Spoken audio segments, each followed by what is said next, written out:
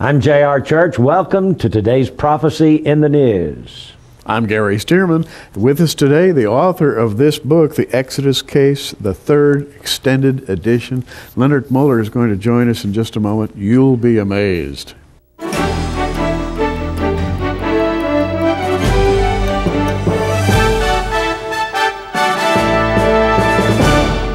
What I like about this book is the fact that it is full color. I mean, enamel-coated paper, 448 pages. It's filled with photographs of Mount Sinai in Saudi Arabia, with pictures under the Dead Sea of the chariot wheels, of the bones, even a femur bone from what I suppose is an Egyptian charioteer. And all of that's inside this book, and its author, Dr. Leonard Muller, is with us today from Stockholm, Sweden. We're glad to have you. We appreciate you coming. Thank you. I want to ask you about the DNA. You're an expert in DNA. Tell us about the Jews and how they can be linked to find all the lost tribes. The thing is that we have DNA technology today, and we call that forensic medicine. That's one part of it. And we see all the TV shows, you know, when they're using DNA for everything, and it's a kind of a hot issue. But that can be applied for many different occasions, and we have all the normal criminal investigations where we can use blood or whatever and trace people and where they have been and so on. But it's also used to understand where people are coming from, and there are a lot of investigations ongoing right now where they look at how people have wandered up from different directions and going from one continent to the other, and they are basing it on DNA. So if the Jewish people living in different parts of the world, and they say that they've been separated for 2,000 years, 2,600 years or so, they look very different, and they claim that they have a common origin. If that is the case, we can apply science. And one way to do it is to compare the DNA of these people. And I haven't done these studies. I'm just quoting what's found in the literature in very good journals. And the answer is yes, these Jewish populations around the earth have a common origin. That's interesting in itself. Yes, it is. And so that means that their understanding of their own history actually can be verified by DNA. But then further on, there is a subgroup of the Jewish people that we call the Kohanim, the priesthood. And they claim that they had a very clean line, so to speak, of heritage through the generations without any introduction of foreign genes, if I should use that expression. And if they claim that that is the case, you can check that also. And that has been done. And they have collected blood from these people, from the priest families, and they can see that the priest families are separated from the other Jews genetically. But even further on, they can actually say that the priest families have a common forefather that lived circa 106 generations back in time, which is really astounding, because then you are very close to the time of Aaron. Yes. And I actually asked an Orthodox rabbi about number of generations from himself back to Aaron, and he could not answer, but he just called another rabbi that had the family tree all the way back, and he immediately said, it's 106 generation for me. Sorry, he said it was 103 generation for me. So what I'm trying to say here is it's an astounding fitness between the oral tradition of the Hebrews and their own family trees and so on, their pedigree, and what the DNA technique says today. So one can ask the question, is the DNA technology negative to the biblical history? No. Is it neutral? No. Does it actually support what is written in the Bible? Yes. How about that? That's kind of interesting. Yeah. Now, J.R., we should tell our viewers that this is a renowned genetic researcher. He works at the Karolinska Institute, Stockholm, Sweden. His field of study is DNA and the effect of various substances on human DNA. So he's very well qualified to speak on this subject. Now, in your book, and this is, by the way, Dr. Leonard Muller. Leonard, in your book, a most amazing detective story where you've tracked Moses, you've tracked the Exodus, and you've opened up the territory of the wilderness march and so forth. And you also deal with the question of authorship of the books of Moses. There's some dispute today. Did Moses actually write the books? What proof do we have that these are authentic, legitimate history? And you've gone into that subject. Tell us a little about that. I think that, as you say, it's a kind of a detective story, and it's very similar to what I do in the lab when we have to understand certain things. And it's often the case in the lab when we deal with very complicated matter that it's the simple solutions that is really that's what helps. Sometimes our mistakes actually are the answer to a very complicated problem.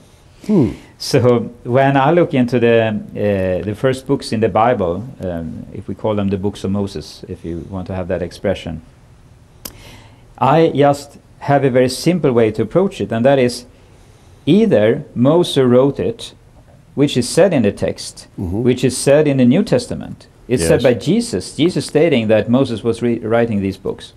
So we have a number of things that indicate that Moses was the author. And I believe that it's a very simple way. Either he wrote it, or it was something totally different, even maybe a fake story. But either he did it or he did not. And a way to look at it, I went through a number of chapters in the book of Exodus, and I look at the subjects that were brought up. And I divided into things that only could have been known by Moses, only by his family, or generally for the population that lived there, the Hebrews at that time. And it is as much as about 50% of the text in these chapters that only could have been known by Moses. He's telling about his own feelings and reactions. He's telling about his encounters with God and a lot of different things. And it's only Moses that is there. There's no one else there. And then the conclusion for me then is that it must have been one or the other way. Either Moses is the author, and then he has written the whole thing, or it's just a fake story. I can buy both alternatives. I mean, one can have two different standpoints here. Personally, I believe that Moses was the author, just based on that matter. And for me, that is very simple. And for me, it's kind of a forensic approach to the whole issue. And some people argue to say that there are different words used here and there, and therefore there should be different authors and things like that. But I mean, I can in a day speak to children with a children's language. I can speak to scientists with a scientific language. I can read a book of poetry and speak poetry, so to speak. And I can read a manual for my computer in the very same day. And all these languages I'm using, it doesn't mean that I am different people. I'm just using different languages and different words. Yes. For me, it's very simple. So I just believe Moses is the author. Very good. Now, we've discussed a number of things about Sinai and the Jews and DNA and so on. I want to show you from this page. This is page 198 of the book. This is a view of the Nueva Peninsula, and you can see the white sands. Notice, please, the river that comes out and fills up this area as the rains have washed the sands down into making this Nueva Peninsula. This is several miles south of Eilat. I've been there myself. I stood on the shore here at this beautiful place with this a beach type place, but it never occurred to me that this was the crossing site. And yet you went there and went offshore and took diving equipment, went down to the bottom of this Yam Suf, or the Gulf of Aqaba, and found these chariot wheels and what have you. Tell us how you felt when you saw those things. A first comment I would say is that through this Wadi Watir, when it's been raining here, it's been washed out.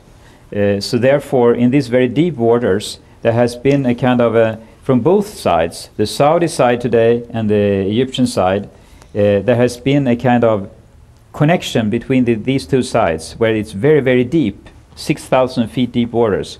So it has formed a kind of, if I should call it, underwater bridge. I don't have any better name for it. And the interesting thing is that if you remove the water there, you are on dry land. Because it's gravel, the water just disappears. So you could take a bicycle and go across there. And we know that the horses and the chariots of the Egyptian army went across something where they just could run straight out into the seabed. Yes. So it must be very special circumstances. It was not mud. in No, other absolutely words. no mud. And these are fulfilled here. Some people ask about the sedimentation rate. And there are very strong tidal currents going back and forth over this bridge. So that ends up in the more deeper basins, north and south of this kind of bridge, or whatever we should call it. So then, of course, when we have realized that this is the case, that we have this underwater formation, and we can actually see it on land. If anyone is there, you can see how flat this peninsula is, and how flat it goes out, and you can see the waves are breaking far out here. So you can actually visually see it. And you have the same phenomena from the other side, from the Saudi side. And then, of course, you ask the question, if this is the crossing site, wouldn't we find any traces? And in the Gulf of Aqaba, we have beautiful corals, especially in the south, in Sharm el-Sheikh and these places. But here, when we have, still today, a washout of particles and sand from these wadis, it kills the corals.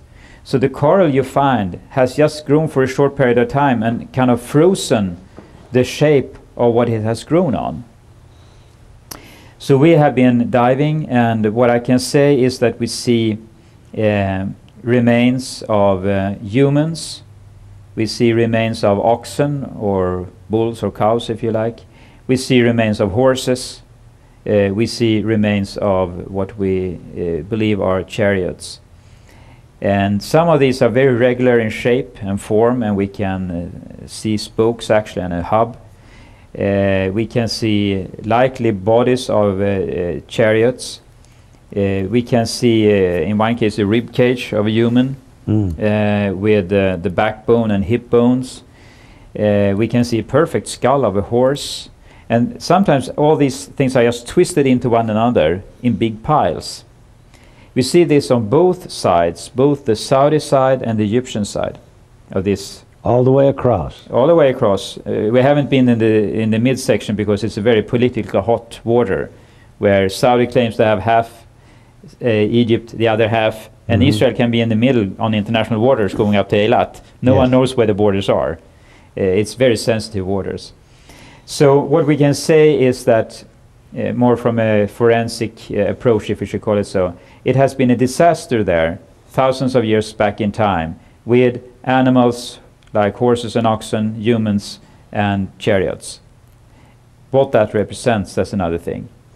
One could claim that there are some ships that has gone down there and sunken, and these are remains of that.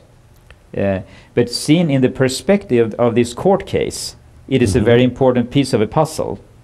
But alone, one can always argue and say, well, you can think about horses drowning there and chariots and so on.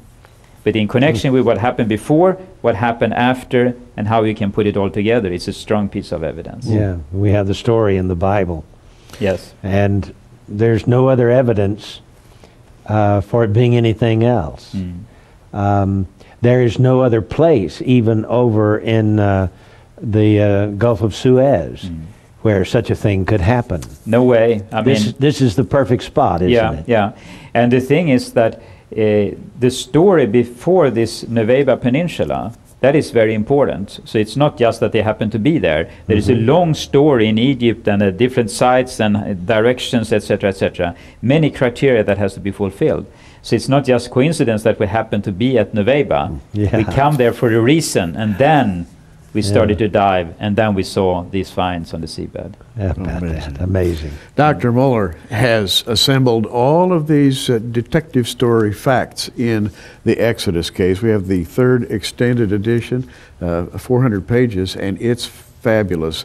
JR, as he develops this story, and this is amazing to me, you've got the route of the Exodus, you've got the location of the mountain of God, Mount Horeb, you have some of the locations of the wilderness march. All of these lie in contested territory today, and some of the territory of the Saudi Arabians, some where you hardly dare set your foot because there's a little bit of a dispute about things.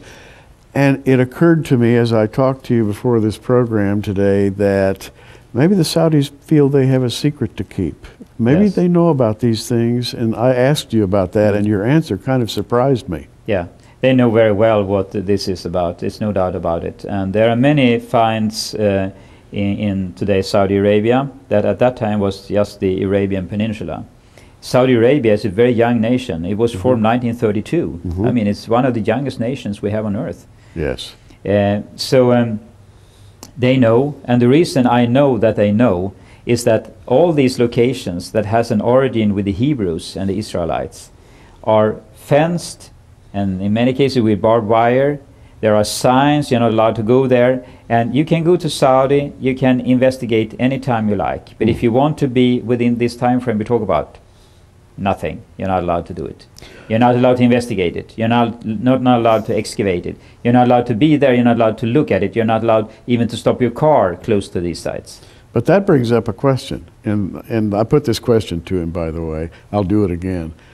If you're not allowed in there, how did you get in there? And I think your answer is very appropriate. I didn't do anything for it, and I was invited to come to these areas, and I didn't do anything strange at all. And either you can say that it was a coincidence that it happened, or you can say that God was behind this, but I didn't do anything for it. I didn't even apply for the visa. It was just given to me. Do you think God is opening up information today that's been kept quiet for hundreds, thousands of years? Well, you can look at it from two perspectives. Either you can say that God is showing up these things, or you can just say that these things are found today. Whatever standpoint we have, it's no doubt about that there's an enormous amount of evidence now comes up from Saudi Arabia, but also within the borders of Israel, with all the excavations there. And a lot of things. Basically, every week something is popping up. It's fantastic what's going on. Well, let me ask you a question. Are the Saudis afraid that the Jews will come and take that land away from them?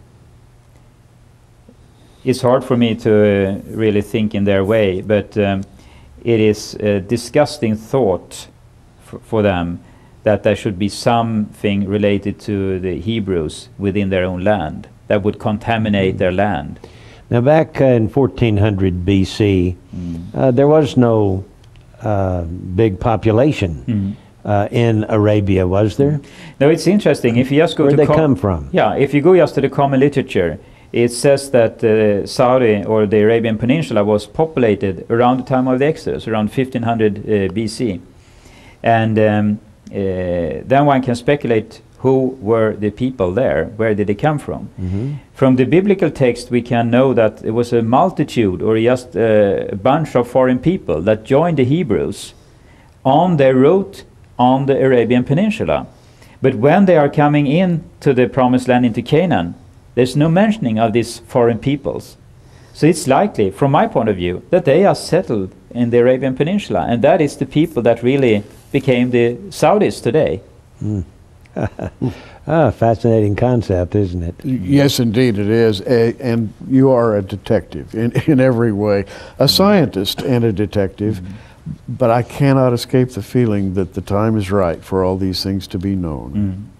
It's a very exciting time in history we are right now. Yes, indeed. Now, the program wouldn't be really filled out unless we talked about the rock at Rephidim. Let's talk about that. Yeah. And how it's what is it, 60 feet high or so, and split, and what's your take on it? Well, it's a huge rock to begin with. I mean, it's like a building, and it's a cracked rock. It's a crack that goes all through the rock, and it's wide. It's about 3-4 feet wide, the crack. Only the crack is that wide, so you can easily walk in the crack. And you see great erosion marks at the foot, so to speak, of this rock, where you can see how it's flooded water out of the rock. And when you use satellite images, you can see how it's washed clean. I mean, the sand and so on is not that present around this rock as it is normal in the area. It's a very special rock. It's totally different from the environment around, and it is a part of the ridge, and the Horeb Ridge, and or Sinai Ridge, if you want to call it so. And that is what it said in the Bible. The rock of Horeb. In parentheses, Horeb as a name can be found on maps exactly in that area. Today, actually, the wadi that leads to this location is called Wadi Musa, the wadi of Moses. Still today. Amazing. Still today. So when you are there and when you see the Bedouins, they consider it to be a holy place. They are very both scared and careful about the place, and they are very irritated when people are coming close to this rock because they find it as a sacred place, and as I understand it, they also bury people in that area. But if that is the rock that the Bible talks about, that's the place where Moses stood in prayer over the Hebrews when they were attacked by the Amalekites. So when we are there, of course we ask the question, could we find any traces of the war?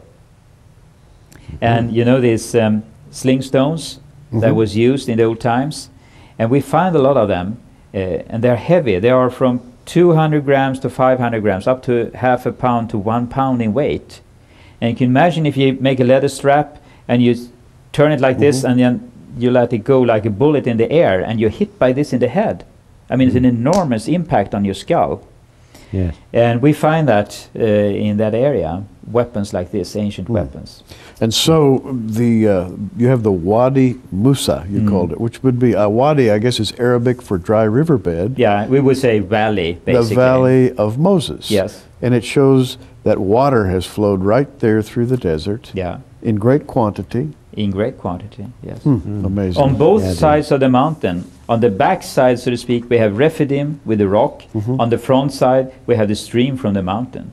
And you've got pictures of this in your book. Yes. Very good. I just want you to see one more thing here. Yeah. This is a Jewish menorah, and this is located a few miles, several miles southeast of Mount Sinai, in the land of Midian. heartland of Saudi Arabia. It's ancient writing here, dating back to 1500 BC, and a picture of the Jewish menorah right there. This is important to just comment upon a little bit. And the menorah is a menorah, there's no doubt about that. Yes. The text is very ancient, and it means that it is likely around the time of the Exodus, and it is in the land of Midian. It is according to the route of the Exodus that I have explained here in the book. 448 pages, it's full color, and enamel coated. It's really a nice coffee table sized book. It's filled with the case for the Exodus. It's like presenting evidence before a court and a jury, and it's there for you. I hope you'll read it. You will be fascinated by it, and it's $39.95 plus shipping and handling. I would encourage you to get the video as well on DVD. It's 3 hours. It's called The Exodus Revealed. It shows all of the underwater sites that were filmed by Dr. Moeller, the chariot wheels, the various things he's talked about on today's program. You'll love it. Got a great animation of how it takes you down the wadi, across the wadi, the Nueba Wadi, and down into the water. You can see it right here. It's $24.95 plus shipping and handling. Get both of them from us. Call the phone number at the bottom of your screen and order them today. I hope you will. Gary? Well, JR, as we come to the end of this program today, I have a sense that what we're talking about is timely. And JR and I study prophecy. We're interested in Bible prophecy. And it appears to us that events are coming together in the latter days, and you're part of that. In other words, you've exposed something that the Lord waited until this time in history to open up again. How do you feel about that? Exciting. It's. I think we are approaching a time in history where everything is changing. We are on our way to change the monetary system, the political system. We have totally different bodies in the world today that are in charge of things. Countries are freely giving up their own authority of their own lands, like in Europe, forming the European Union. We just gave away the authority from all these countries to something that is in Brussels today. There's a lot of things that happens that we haven't really seen in history before. And at the same time, in this generation, we had Israel re-established again. And whatever that happens on the Temple Mount, which is the hub of the world, you will read about in the newspapers. If you threw a piece of rock on that mountain, you read about it in the papers. But if you kill 2,000 or 50,000 or 100,000 people in a country in Africa, you wouldn't even have a notice in the papers. So everything that happens in the hub of the world, Jerusalem, will direct what will happen on earth in the future. Everything we read about, everything that the presidents are working with on earth, what UN is working with, whatever we're working with in terms of security and everything, whatever that's related to the airport security here in the US, has to do with the Temple Mount. It all boils down to that. So if we should look at something that has to do with the future, keep an eye on the Temple Mount. That's what I'm saying. Yes. As the Jews prepare to return to sacrifices. That's true. And so we are seeing the fulfillment of biblical prophecy like never before. This year might be, who knows, a year of monumental fulfillments of biblical prophecy. And just to establish the crossing site of the Exodus should shake up Jewish theology and the people at the Hebrew University. You know, Gary, back a few years ago, you mentioned that one of the leading professors had said, well, there probably wasn't an Exodus and there probably wasn't a Joshua to lead the people across. That's right. And, David was probably just a chieftain of some tribal chieftain, you know. But hey, we've got the crossing site. We've got the real Mount Sinai. We've got evidence of the Jews living in Saudi Arabia for those 40 years. And it's an astounding thing, and it's going to create, I think, a revival, a spiritual revival in Israel. And I was about to say, JR, this book, and again, it's the Exodus Case, 3rd extended edition, 448 pages. Listen, this book will change the way you read the Bible.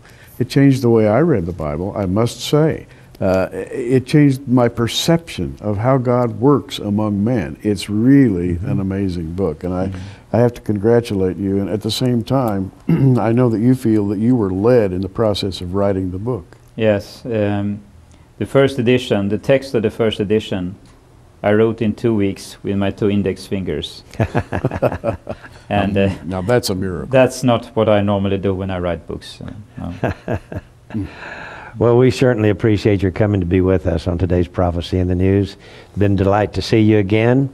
After all these years, you haven't changed a lot. You still look young and handsome. And I'm a very old person. Yeah. Really? Yeah. Maybe it's his working DNA. Yeah. Hey, if you don't know Jesus as your personal Savior, trust Him today. He'll give you eternal life, and you can live forever. Amazing. So receive Christ as your personal Savior. He is the one who died for you. He loves you. He wants to give you eternal life as a free gift. So trust Him today. Ask Him to forgive you and save you. I'm J.R. Church with Gary Stearman and our friend Dr. Leonard Moeller. Until next time, keep looking up. Prophecy in the News is a viewer-supported ministry sponsored by our many friends across America and in your area. For your gift of $10, you can receive a special edition of our current program on audio tape, or for a gift of $20, we'll send you our programs on videotape. For either order, call the 800 number on your screen right now.